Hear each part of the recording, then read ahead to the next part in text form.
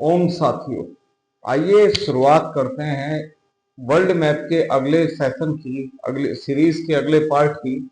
अभी तक हमने जो पढ़ा था वो हमने तुर्की, साइप्रस, सीरिया, लेबनान, यहाँ तक हम पढ़ चुके थे और एक जॉर्डन हमने पढ़ा था। तो यहाँ पर होता क्या है, अब आगे हम इजराइल और पैलेस्टीन की तरफ कदम बढ़ाते हैं। हम पढ़ रहे हैं वर्ल्ड मैप। वर्ल्ड मैप में एशिया और एशिया की कंट्रीज में हम पहुंच चुके हैं वेस्ट एशिया में, जहां पर हमने तुर्की, साइप्रस, सीरिया, लेबनान, जॉर्डन इन देशों को पढ़ा है। आइए अब इसके आगे चलते हैं। जॉर्डन हमने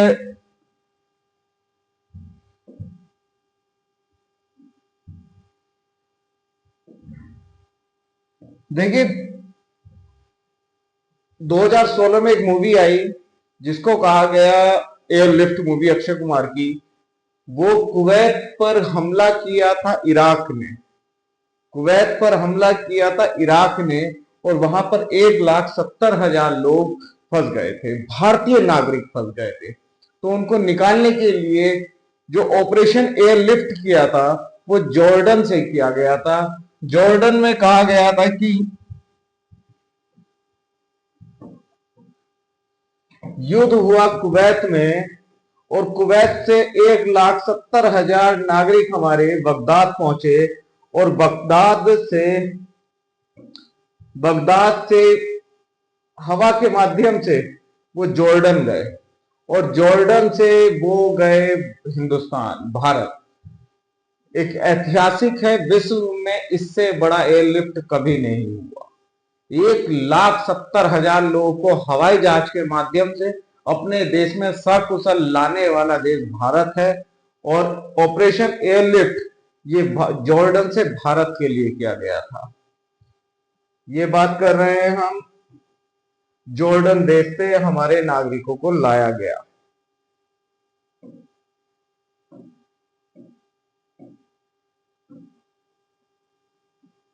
आइए बात करते हैं इससे आगे। इराक और ईरान भी हम पढ़ चुके थे।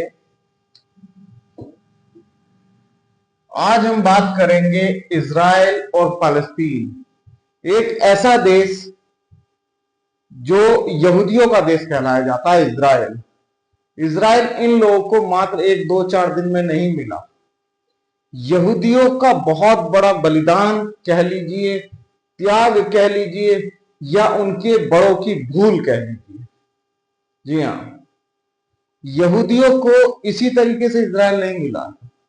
एक सवाल आता है कि द्वितीय विश्व युद्ध में जब हिटलर इनका नरसंहार कर रहा था, पहली बात तो ये कि वह इनसे इतनी नफरत क्यों करता था। दूसरी बात, जब यूएनओ वगैरह को क्या पालस्तीन ही एक ऐसा देश मिला था जहां पर इजराइल देश को बसाया जा सकता था, या यहूदियों को लाकर बसाया जा सकता था?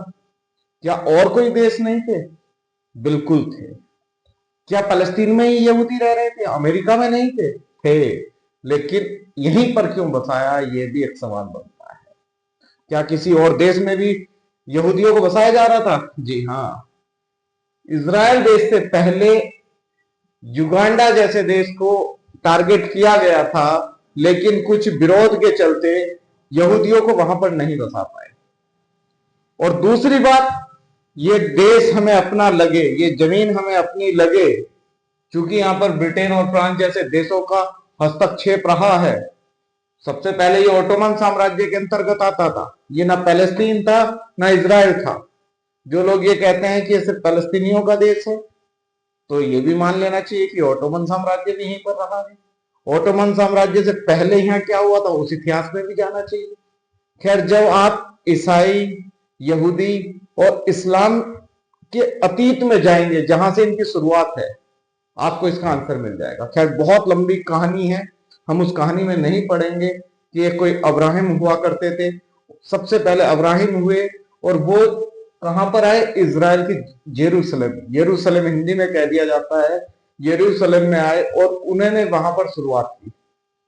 और वो इन तीनों ही धर्मों के शुरुआत के बिंदु हैं।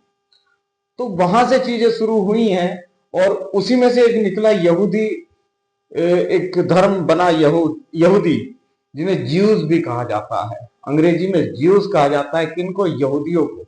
यहूदियों का आज की तारीख में पूरे विश्व में एक देश है, वह है इज़राइल।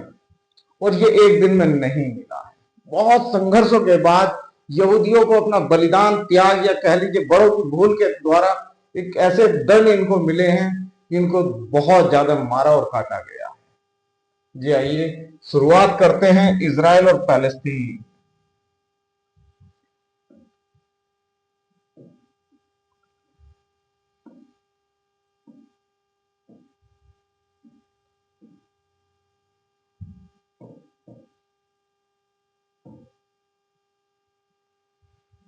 अगर हम ध्यान से देखें तो क्या कभी इज़राइल पूरा यही था? नहीं।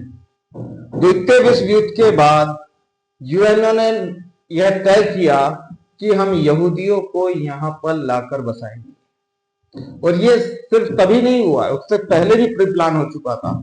इस चीज का ध्यान रखिएगा, जहां कहीं पर भी जमीनें महंगी होंगी और लोग खरीद रहे होंगे, उसके पीछे कहीं ना कहीं एक षड्यंत्र जरूर होगा। यहां पर भी ऐसा ही हुआ। जो पैलेस्तीनी लोग रहते थे, क्योंकि इज़राइल से पहले नो डाउट पैलेस्तीन ये देश था, लेकिन जो पैलेस्तीनी यहाँ पर रहते थे, उन्होंने अपनी जमीनों को महंगे दामों में यहूदियों को पहले बेच दिया। किन्हें बेच दिया? यहूदियों को बेच दिया। अब जब यहूदी उनकी मुंह मांगी कीमत दे रहे थे, तो पैलेस्तीनियों को भी देने में दिक्कत नहीं थी। और फिर वह स्थिति ऐसी आई कि एक समय ऐसा आया कि इज़राइल जहां 44% या 40% हुआ करता था, आज 92% हिस्से पर इज़राइल है। ये जब हम इज़राइल और पैलेस्टीन की हिस्ट्री की बात करेंगे, तब बिल्कुल क्लियर इस विषय में बात करेंगे कि ये कहां से शुरुआत होकर आज इसको इज़राइल, इसी देश को इज़राइल क्यों बनाया गया। जब अमेरिका जैसे देश में भी यहूदी रहते थे, तो ये तो वहां पर भी बना सकते थे, लेकिन आज वर्तमान की स्थिति करें तो इज़राइल एक ऐसा देश है जिसके पास अपनी सैटेलाइट है।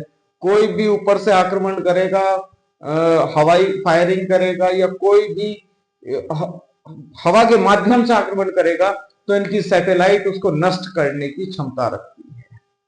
कौन से देश की बात कर रहे हैं हम? इज़राइल देश की बात कर रहे हैं। दुनिया के जो ये तीनों धर्म हैं, इस्लाम, ईसाई और यहूदी, इनका जो एक यरूशलेम में एक धार्मिक स्थान है जो तीनों के लिए बहुत महत्वपूर्ण है। तीनों ही लोग इसको अपना बताने की कोशिश करते हैं, और तीनों का है भी, ये ऐसा नहीं है किसी एक का ही होगा, नहीं। मैंने अभी एक नाम लिया, अब्राहम, वहां से उनकी शुरुआत हुई, और यह इनका पवित्र स्थान है इन तीनों ही धर्मों का। कौन सा? ये है यरूशलेम, हम बात कर रहे हैं इसकी। और देखिए, अब आप यहां पर देख रहे होंगे वेस्ट बैंक और गाजा, ये क्या है? देखिए, पैलेस्टीन के दो मानसिकता सामने निकल कर आई।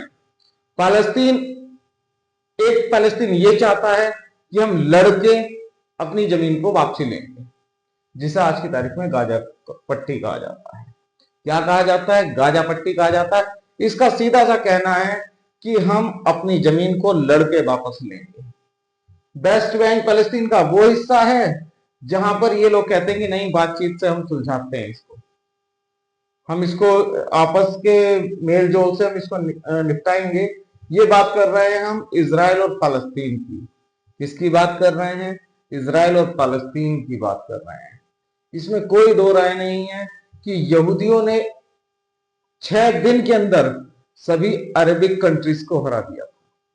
सभी अरबिक कंट्रीज ने देखा कि यहाँ पर यहूदी बसने लगे हैं और ये कब्जा हो जाएगा। और आप अगर ध्यान से देखें,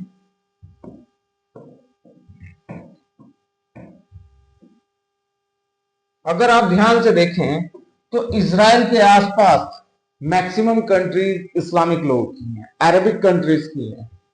सीरिया, जॉर्डन, लेबनान में भी इस्लाम है, सऊदी अरबिया, इजिप्ट, और यहां से इराक वगैरह में। ये लोग नहीं चाहते थे कि यहां पर यहूदी लोग आकर बसे। इन्होंने इसका विरोध किया और इन लोगों ने मिलकर इज़राइल देश पर आक्रमण कर दिया। मात्र 6 दिन के अंदर यहूदियों ने इनको हरा दिया। और हरा क्यों दिया? उस समय बहुत ज्यादा टेक्नोलॉजी इनके पास नहीं थी। हरा सिर्फ और इस बात पे दिया कि इनके पास कोई दूसरा विकल्प नहीं था। इनके पास सिर्फ एक चीज थी। हमारे यहाँ तो करो और मरो का एक सिद्धांत था, वही चीज उनके यहाँ पर भी थी। करोगे जीतोगे या मरोगे, सीधी सी बात थी। अगर हार गए तो भी मरोगे। आप अगर यहूदियों का इतिहास पढ़ेंगे तो ये जीवन भर इस चीज से लड़े हैं कि जीतोगे या मरोगे, बीच का कोई विकल्प नहीं रहा। बहुत ज्यादा नरसंहार इन्होंने इजिप्ट में भी झेला। सबसे पहले शुरुआत ही इसी धरती से हुई थी जिसको हम इज़राइल कह देते हैं। आज के इज़राइल से ही सबसे पहले यहाँ पर यहूदियों की शुरुआत हुई थी, कई हजार साल पहले। कई हजार साल पहले तो गलत कहूंगा, 1000-1500 साल पहले जब भी शुरुआत हुई होगी वो यहीं से हुई होगी।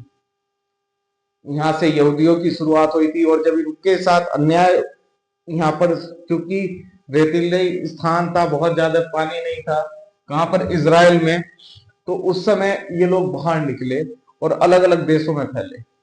लेकिन इन लोगों को वहां से भी मारा गया। ये कौन से देश की बात कर रहे हैं?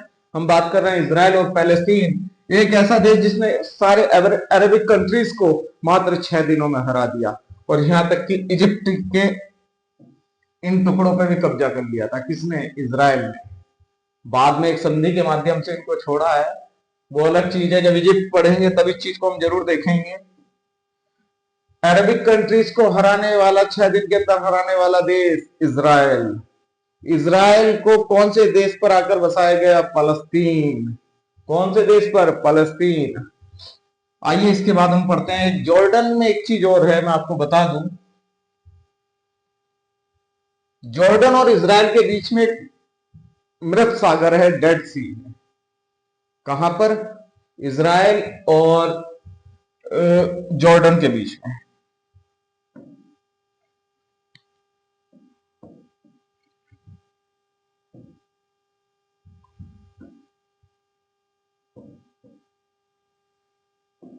इज़राइल और जॉर्डन के बीच में अगर आप देखें तो ये रहा,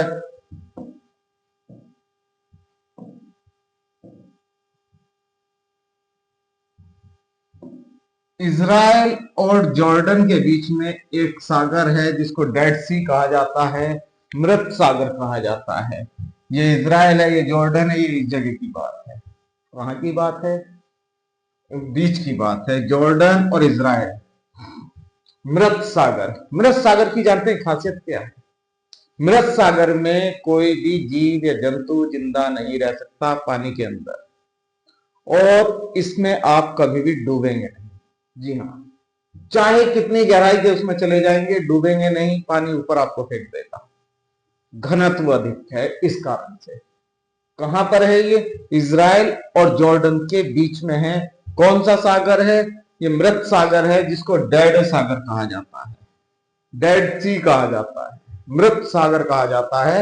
इज़राइल और जॉर्डन के बीच में, इसमें कभी भी कोई जीव जंतु पानी के अंदर जिंदा नहीं रह सकता। और जो व्यक्ति है अगर वो तैर के उसमें अंदर रुकने की भी कोशिश करेगा और जरा सा भी पानी उसके अंदर चला गया तो उसको नुकसान पहुंचाएगा। और बच्चे शिवाल को तो बिल्कुल ही मना किया जाता है कि इसमें ना जाए, इससे उसकी मृत्यु तक भी हो सकती है। नमक बहुत अधिक होता है यहाँ पर, बहुत अधिक। वैसे ही समुद्र के पानी में नमक होता है, लेकिन यहाँ पर बहुत अधिक नमक होता है।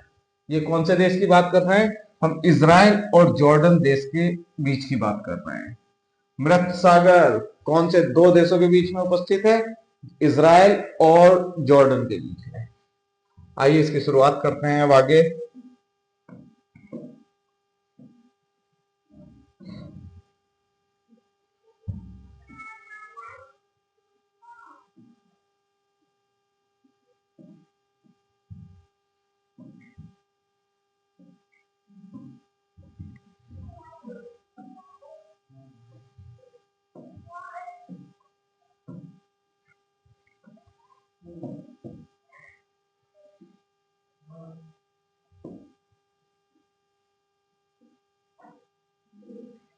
आइए अब इसके आगे के देश की बात करते हैं जहां पर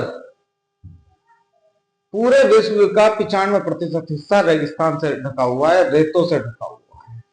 कौन से देश की बात कर रहे हैं? हम सऊदी अरबिया की बात कर रहे हैं। एक इतना अमीर देश, इतना अमीर देश जहां पैसा ही पैसा है। किस आधार पे? तेल के आधार पर। तेल इसके पास है, गोल्ड इसके पास है, बहुत सारे संसाधन इसके पास हैं, जिसके आधार पर यह बहुत अमीर देश है। कौन? Saudi Arabia. इस्लामिक देश के दो पवित्र स्थान मक्का और मदीना यहीं पर स्थित हैं। आपने देखा होगा बहुत से लोग हज करने जाते हैं, आपने सुना भी होगा। ये कहां पर जाते हैं? सऊदी अरबिया में। कहां पर? सऊदी अरबिया में। देखिए, सऊदी अरबिया अरबिक कंट्री का एक बहुत मजबूत देश है। इसके नियम भी उतने खतरनाक हैं। यहां पर इनका कोई अपना लिखित संविधान नहीं है। ये शरीयत को मानते हैं, शरीयत कानून को मानते हैं। और यहाँ पर होता क्या है, यहाँ पर कुछ चीजें ऐसी हैं जो अनएक्सपेक्टेड है। जी हाँ, यहाँ पर इस तरीके से होता है कि आप बगैर किसी की इजाजत के उसकी पिक्चर नहीं क्लिक कर सकते। कौन से देश की बात कर रहे हैं? हम सऊदी अरबिया की बात कर रहे हैं। करप्शन, चोरी बहुत कम है यहाँ पर। कारण क्या है? सजा बहुत खतरनाक है। खैर, दूर के ढोल सुहावने दिखाई देते हैं। हम भारत में बैठकर सऊदी अरबिया की बड़ाई कर रहे हैं, लेकिन स्थिति और परिस्थितियां असलियत में वहां जाकर वहां के लोगों से पता लगेगी। लेकिन इतिहास जो बताता है वो यही बताता है कि सऊदी अरबिया में जो अपराध करता है उसे सजा सख्त से सख्त दी जाती है। चोरी करने वालों के हाथ तक काट दिए जाते हैं। कौन से देश की बात कर रहे हैं हम? सऊदी अरबिया की बात कर रहे हैं। सऊदी अरबिया ये वही देश है जिसने ईरान और इराक के युद्ध में सन 1980 से 88 से चलने वाले सद्दाम हुसैन द्वारा शुरुआत किए गए युद्ध सऊदी अरबिया ने इराक का साथ दिया था, जिसके बाद से ईरान और सऊदी अरबिया में आपसी लड़ाई रहती है। और थोड़ा यहाँ शिया और सुन्नी को लेकर भी लड़ाई है। कौन से देश में? ईरान और सऊदी अरबिया में। ये बिल्कुल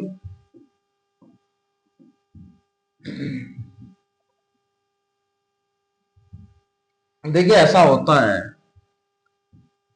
कई बार किसी तानाशाह की जिद वहां के कई लाख लोगों की जिंदगी गवा बैठती है। ऐसा ही कहीं ना कहीं इराक के द्वारा भी हुआ। एक समय ऐसा था कि जहां पर बैकफुट पर जाने के लिए तैयार थे। तो ईरान का एक बार नेता नहीं माने तो इराक मान रहा था, तो ईरान नहीं मान रहा था, और ईरान मान रहा था तो इराक नहीं मान रहा था। और इन लोगों की जिद ने वहां के आम नागरिकों को भी मरवा दिया। कई लाख आम नागरिक वहां पर मारे गए। कहां पर? इराक और ईरान में। उस समय इराक का साथ कौन दे रहा था? उस समय इराक का साथ दे रहा था सऊदी अरबिया। कौन सा देश? Saudi Arabia, Kuwait. और ये युद्ध ऐसा है जहां पर अमेरिका और यूएसएसआर दोनों देशों ने इराक को सपोर्ट भी किया था। खैर, अमेरिका ने वही हथियार ईरान को भी बेचे थे। खैर, ये लोग कारोबारी लोग हैं जिनका एक मिर्जापुर मूवी आई थी, उसमें हथियार बेचे जाते थे। उसमें कुछ ऐसे ही डायलॉग था कि दंगा नहीं होगा तो लोग हथियार खरीदेंगे क्यों। तो इस तरीके की ही घटना यहाँ पर है। क्योंकि अमेरिका जैसे देश का मुख्य कारोबार हथियार बेचना है, तो वो हथियार क्या शांति प्रिय माहौल में बेच पाएगा? कभी नहीं। ये स्वाभाविक सी बात है, अगर अशांति फैली होगी तभी मार्केट में हथियारों की डिमांड होगी। और वह इस चीज को अच्छी तरीके से जानता है। और उसने एक बहुत मजबूत देश के साथ दुश्मनी भी ली, जिसे सोवियत संघ कहा जाता था। और इन दोनों में कोल्ड वार चला, जिसके लिए इन लोगों ने कभी आपस में लड़ाई नहीं करी। इन लोगों ने कभी भी आपस में लड़ाई नहीं लड़ी, लेकिन दूसरे देशों को लड़ाया ताकि हम अपना मार्केट बना सकें, अपने आप को बेच सके, वहां पर अपने हथियारों को बेच सके। वरना ऐसा हो सकता था कि अमेरिका उन्हीं हथियारों को इराक को बेच रहा है और उन्हीं हथियारों को ईरान को बेच रहा है। ऐसा क्यों? जब आप किसी देश या दुनिया को नेतृत्व करने की क्षमता रखने को कहते हैं कि हम नेतृत्व करते हैं, तो फिर ऐसा क्यों? आप सीज फायर भी करवा सकते हैं। चलिए, आपने प्रयास किया होगा, मैं मानता हूं, लेकिन जब हथियार बेचने की बात आई तो आप हथियार इन्हें क्यों बेच रहे थे? दोनों को सेम ही हथियार। एक ऐसा युद्ध जिससे कोई लाभ नहीं हुआ। इराक और ईरान ना इतनी सी जमीन जीत पाए ना छोड़ पाए। हाँ, लेकिन लाखों लोगों का बलिदान इन्होंने दे दिया। और ये कौन से देश की बात कर रहे हैं? ये इराक और ईरान है। देखिए, हम ईश्वर पे विश्वास करते हैं। जिस प्रकार हम ब्रह्मा विष्णु महेश पर विश्वास करते हैं कि आप प्रकृति को चलाते हो, आप प्रकृति के कर्ता धर्ता हो, आप दुनिया आपसे चलती है, लेकिन इंसान उनसे नहीं चलता है। इंसान अगर खुद से चलता तो इंसान को बुद्धि ना दी होती। ईश्वर ने इंसान को बुद्धि दी कि वह सही और गलत का निर्णय ले सके। देखिए, सही और गलत का निर्णय ना लेने का क्या कारण हुआ है कि इराक और ईरान की आपसी जिद की लड़ाई में लाखों लोग मर गए। क्या लाखों लोगों का ईश्वर नहीं था? क्या लाखों लोग किसी को नहीं मानते थे? ऐसा नहीं। मैंने अभी आपको बताया पीछे तमाम युद्ध हुए, लेकिन क्या लाखों लोग उसमें जो नरसंहार हुआ है, अभी इजराइल देश के बारे में हमने पढ़ा था। आप हकीकत है यहूदियों का यदि इतिहास पढ़ेंगे तो आप सोचेंगे कि ये क्या हुआ, इतना नरसंहार, इतना नरसंहार, और उन लोगों के माध्यम से हुआ जो आज की तारीख में विश्व में शांति लाने की बात करते हैं, विश्व में शांति बनाए रखने की बात करते हैं। लेकिन चलिए अब आगे बढ़ते हैं। सऊदी अरबिया, जहां पर बेइंतहा तेल, जहां पर बेइंतहा सोना है, पर नशा शराब जैसी चीज भी बैन है। कहां पर? सऊदी अरबिया में। सऊदी अरबिया में इस्लामिक धर्म के दो पवित्र स्थान मक्का और मदीना कहां पर हैं? सऊदी अरबिया में। कहां पर हैं? सऊदी अरबिया में है। कल हम पढ़ रहे थे सीरिया। सीरिया उस अरबिक स्प्रिंग का हिस्सा बना जहां पर तानाशाही से लोकतंत्र की तरफ लोग बढ़े और तमाम देशों को गृह युद्ध झेलना पड़ा। एक थप्पड़ के द्वारा शुरू हुई अफ्रीकन कंट्री तुनिसिया से शुरुआत हुई एक जंग पहुंच गई थी सीरिया, और सीरिया के बाद पहुंची यमन तक भी। जी हाँ, सऊदी के नीचे है यमन, जो बहुत ही बुरी स्थिति से गुजर रहा है, जिसे यमन कहा गया। कौन से देश की बात कर रहे हैं? यमन देश की बात कर रहे हैं। यमन से लगा हुआ है ओमान। कौन सा देश है? ओमान।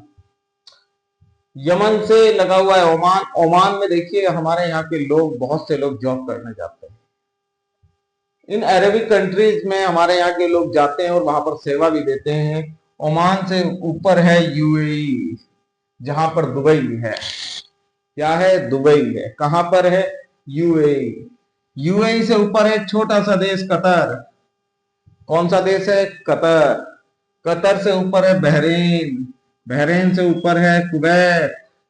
और हमारा एशिया कंप्लीट हो जाएगा। खैर अभी हम बात करेंगे आगे Yemen, Oman, UAE, Qatar, Bahrain, Kuwait, और कंप्लीट हो जाएगा हमारा एशिया। तो आज हमने कौन कौन से देश पढ़े? इजराइल, फलस्तीन और सऊदी अरबिया और जॉर्डन। मृत सागर कौन से दो देशों के बीच में है? इजराइल और जॉर्डन के बीच में है। इसके अतिरिक्त हमारा एयरलिफ्ट जो 1991 में भारत सरकार ने ऑपरेशन एयरलिफ्ट किया था कुवैत से अपने 1,70,000 नागरिकों को निकालने के लिए जॉर्डन के माध्यम से, वह किया था जॉर्डन के माध्यम से। कहां से? जॉर्डन के माध्यम से। चलिए